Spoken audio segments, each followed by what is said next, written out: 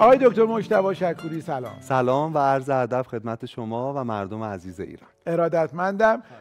توی این برنامه درباره چی می‌خوایم صحبت کنیم؟ ما در مورد حال خوب داریم صحبت می‌کنیم و قبل از اینکه شروع کنیم بگم که ریش خیلی میاد به شما، یه جذبه خیلی خاصی داده به صورتتون. چرا می‌خندین آقای دکتر؟ از شدت جذبه شما.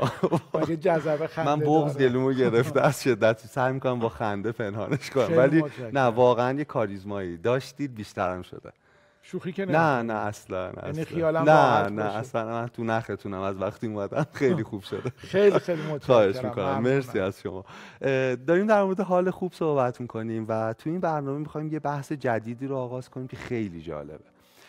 ببین آقای سعد، ما وقتی در مورد ناخودآگاه حرف میزنیم این مفهوم اگه ذره باز کنیم به نتایج بعضا ترسناکی میرسیم. نکته اینه که این ناخودآگاه از چی ساخته شده، یعنی اون چیزی که سرشت بشر رو میسازه چه عواملی روش موثر بودن. خب میدونیم که ژن توش موثره، پدر و مادر ما کی بودن، رو اینکه خلقیات ما امروز چیه اثر داره. اینکه تاریخ بشر و همه این 2.5 میلیون سالی که بر بشر گذشته چی بوده هم رو ساختار و استراکچر ناخودآگاه ما مؤثره.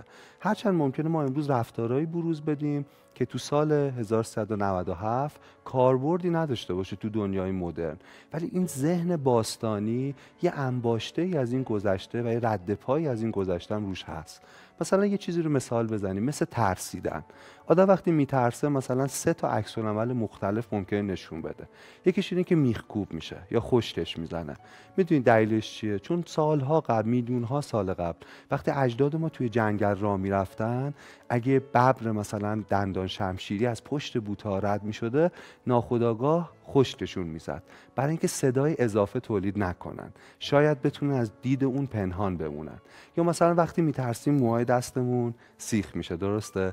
همه این عضلاتی که میلیاردها عضله‌ای که هر کدوم وظیفه دارن یه مو رو هدایت کنن، تو این لحظه موها رو برانگیخته میکنن. چرا؟ چون اجداد ما از ما پرموتر بودن و این باعث میشه تو ترس ما حجیم‌تر به نظر برسیم. هرچند امروز کار کردی نداره در سال 98، ولی از اون گذشته و داستانی که بر بشر گذشته هنوز در ما هست. من وقتی احساساتی میشم مو به تنم، فکر کنم در شما و منم خیلی این محسوس باشه احساسات درست. بله، من معمولا کسی با ما دعوا نمیکنه، چون یه چیز دیگه هم اینه که آدم قش میکنه. اینم خیلی جالبه که میدونین چرا؟ چون دشمنان اصلی اجداد ما یعنی خرس و مار اگه خیلی گرسنه نباشن با مردارها کاری ندارن دیگه. وقتی خیلی خطر زیاد میشه کلا ناخودآگاه سیستم رو آف میکنه، ما بیهوش میشیم برای اینکه شاید اون خطر بتونه از کنار ما رد شه. ببین ما فقط یه چیز رو مطرح کردیم به نام ترس که 3 تا رفتار میکنیم و همش ریشه های باستانی داره. خب حالا آروم آروم میرسیم به بخش ترسناک قضیه. این بدن مدرن، این دنیای مدرن، این تکنولوژی های مدرن واقعا چقدر اثر داشته که این ذهن باستانی از خطاها به دور بمونه. اگه این رفتارهای ما به صورت غریزی تو ناخودآگاه ما وجود داره، تو تصمیم گیری‌های مهم زندگی ما این انباشته ژنتیکی، این تاریخ کهن چه اثری داره و بعضاً چه خطاهایی رو تولید میکنه. خب یه علمی که خیلی علم جذابیه، تو تقریباً 2 دهه گذشته خیلی میتونید گزاره‌های جالبی رو تو این حوزه ارائه داده. بهش میگن اقتصاد رفتاری، جایی که اقتصاد و روانشناسی به هم میپیوندن.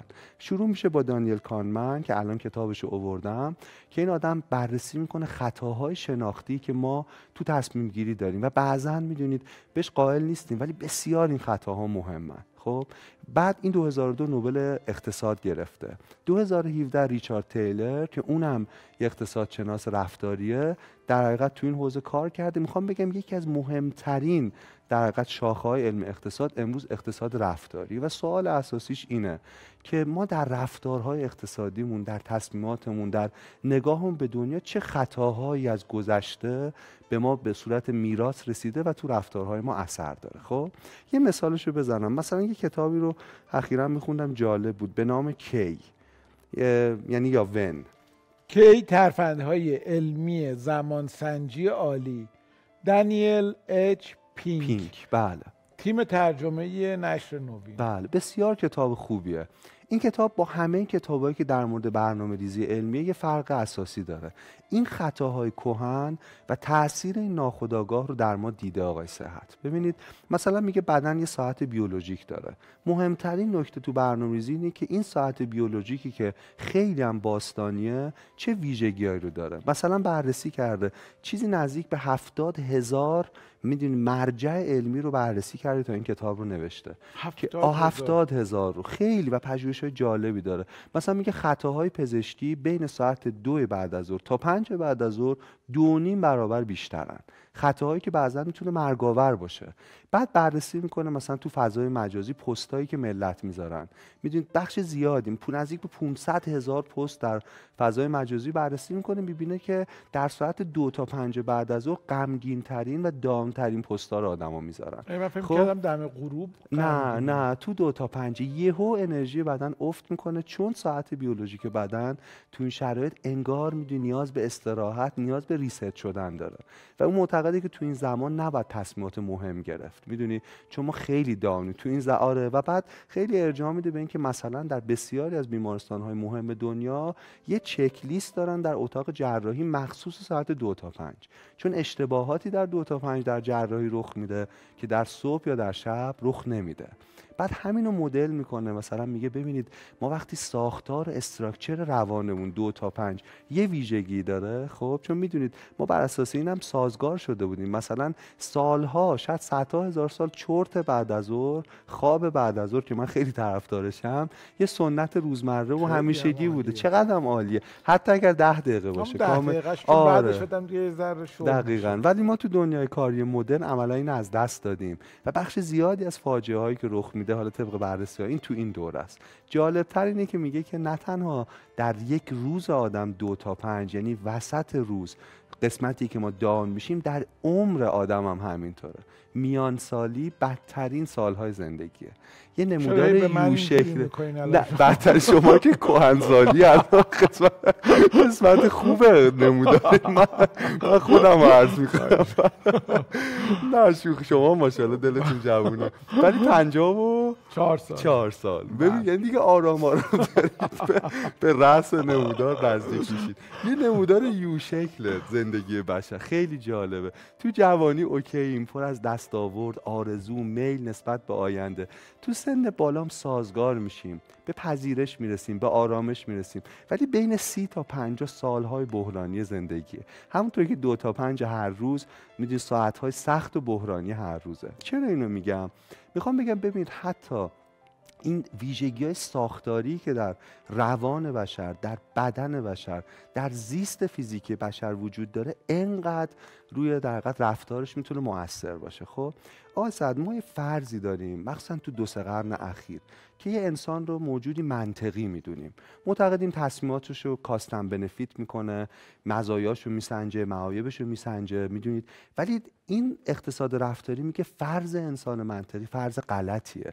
در بسیاری از مواقع ما بدون منطق با شهودمون که یه شهود باستانیه و بعضا غلطه تصمیم میگیریم و این فاجعه خلق میکنه. ما خیلی اعتماد به نفس انسانی رو زیاد گرفتیم. ببین مثلا نهنگا، خب یه آواز منحصر به فرد هر نهنگ داره که مال خودشه، یعنی امضا داره. تا 400 کیلومتر دورتر یه نهنگ دیگه میتونه این آواز رو بشنوه و طیف وسیعی از آواها رو در حقیقت و نوت‌ها رو این نهنگ تولید میکنه که گاهی به 2 یا 3 ساعت یک آواز در حقیقت منجر میشه. پیچیده ترین موسیقی که بشر ساخته حتی اندکی به این شاهکار نزدیک نمیشه.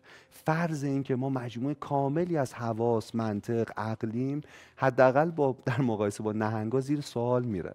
به خفاشا نگاه کنین، خفاشا نمیبینن ولی میدونیم که با بازتاب امواجی که صادر میکنن و ساطع میکنن میتونن ببینن که محیط چه شکلیه. یه خفاش میتونه تا 100 کیلومتر بر ساعت توی جنگل پر از شاخه‌های انبوه حرکت کنه بدون اینکه حتی ساییده شه به یک شاخه، فقط با این امواج. و جالب اینه که خفاشا با این امواج رنگ‌ها رو هم میبینن. چقدر عجیبه. واقعا خفاش بودن چه شکلیه که شما مزه یه کرم مثلا شبتاب زرد توپل مپل رو بتونید با امواج درک کنید و او چه درکی از دنیای ما و واقعیت ما داره. میتونید میخوام بگم فقط مقایسه کنید با این دوتا موجودی که همین سردستی ما مثالشو میزنیم که چقدر حواس ما در مقایسه با اونا ناقصه. همه آن چیزی که بهش مینازیم عقلمونه، درسته؟ توانایی منطقمونه، ذهن تحلیلیمونه. من میخوام بگم درسته که از بقیه دنیا، از بقیه موجودات این بالاتره. ما تمام این سیاره رو اینطور تسخیر کردیم. ولی اقتصاد رفتاری، دانیل کانمن، ریچارد تیلر، نسیم نیکولاس طالب، این آدمایی که تو این حوزه کار میکنن میگن اینم دچار ایرادات اساسیه. ما حتی آقای صحت در شنیدن که امر بدیهیه دچار خطاهایی هستیم که حسش نمی‌کنیم. مثلا همه آدم‌ها صدای دور شدن رو به خیلی کمتر و با حساسیت کمتری از صدای نزدیک شدن میشنون، چون نزدیک شدن به منزله خطر بوده همیشه. اگه چیزی داشته گام‌هایی یا صدایی به شما نزدیک می‌شده، حساسیت روان ما و متعاقبش گوش ما به اون صدا خیلی بیشتر بوده تا وقتی که اون داشته دور می‌شده.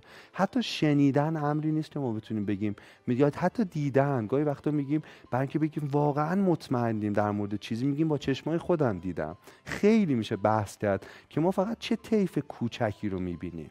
ما اصلا بسیاری از امواج رو نمیبینیم، بسیاری از پدیده ها رو با چشمامون نمیبینیم و حتی دیدن ما انتخابیه. به رنگ های خاصی حساسیم، به رنگ های نیستیم و همینطور این موضوع در مورد تمام حواس ما ادامه داره و متعاقب اون چیزی که حواس ما رو بررسی میکنه عقله. حالا میتونیم در مورد حرف بزنیم که این عقله خودش دوچار چه خطاهای شناختی. دکتر یه برنامه مستندی میدیدم که توی اون میگفت که نوزادان فقط از 2 تا چیز میترسن، چون که ما بشر در واقع 2 تا ترس واقعی داشته و بقیه رو در واقع محیط و شرایط بهش یواش یواش یاد میده، ترسایی که ترس واقعی نیست. نوزادا فقط اون مستند میگفت از صدای بلند و ارتفاع. درسته. صدای بلند و ارتفاع تنها 2 تا ترس واقعیه که نوزادان میترسن. بقیه چیزا رو ما چون میترسیم به بچه‌مون یاد میدیم ازش بترسه. و ما امروز این همه ترس تو وجودمون و بخش زیادیش دقیقاً حاصل فرهنگه. دقیقاً. آقا سعد اینجا این کتاب معرفی کنم. کتاب اسمش تفکر سریع و کنده که دانیل کانمن نوشته. دانیل کانمن ترجمه فروغ طالوسمدی. بله همین. کانمن نوبل اقتصاد برده سال 2002. بسیار کتاب شیرینیه. البته ترجمهش خب دچار ایراداتی هست ولی در کل قابل قبوله، چون کتاب دشواریه. من خیلی جز کتابای محبوب زندگیمه و نکته اینه که نباید سریع بخونیم، بعد آرام بخونیم. و بعد من عنوانش رو توضیح بدم. کل کتاب رو تقریبا ساختارش رو میبینیم. میگه ما 2 جور تفکر داریم، یه تفکر سریع، یه تفکر کند. تفکر سریع چیزی که ناگهان به ذهن ما میرسه. میدونید تفکری نیست که بر اساس استدلال و تعقل باشه. اما تفکر کند تفکری است که گزاره‌ای که ما دریافت کردیم و آرام آرام حلاجی میکنیم، منطق روش سوار میکنیم، ارزیابی میکنیم. و این تلاش این کتاب اینه که نشون بده تفکر سریع چیه، خطاهای تفکر سریع چیه و از طرفی چطور میتونیم تفکر رو کمی آرامتر کنیم و کندتر کنیم. بخش زیادی از تصمیمات غلط ما به خاطر همین تفکر سریع. دقیقاً. تفکری که مبتنی بر شهوده نه استدلال و میخواد فقط دست مغز ما رو کنه که این شهود کجاها میتونه کار دست ما بده. خیلی خیلی متشکرم ازتون. ما تو برنامه بعدی فعلا یه مقدمه رو طرح کردیم. می‌خواستیم از اعتماد به نفس بالای در مورد انسان و منطقی بودنش کمی کم کنیم تا جلسه بعدی بریم دونه دونه خطاها رو چند تاشو توضیح بدیم. خیلی متشکرم. من متشکرم از شما از این توضیحات خوب و خیلی ممنونم که از ریش من تعریف کردید. امیدوارم هفته بعدم همینطور باشه و قول نمیدم ولی سعیمو میکنم. زنده باشین. من یه حسی به من میگه هستید. من سعی میکنم که نگه دارم که حس شما جلوی بیننده های عزیز اشتباه عذاب در نیاد. ارادتمندم و خدا نگهدار شما.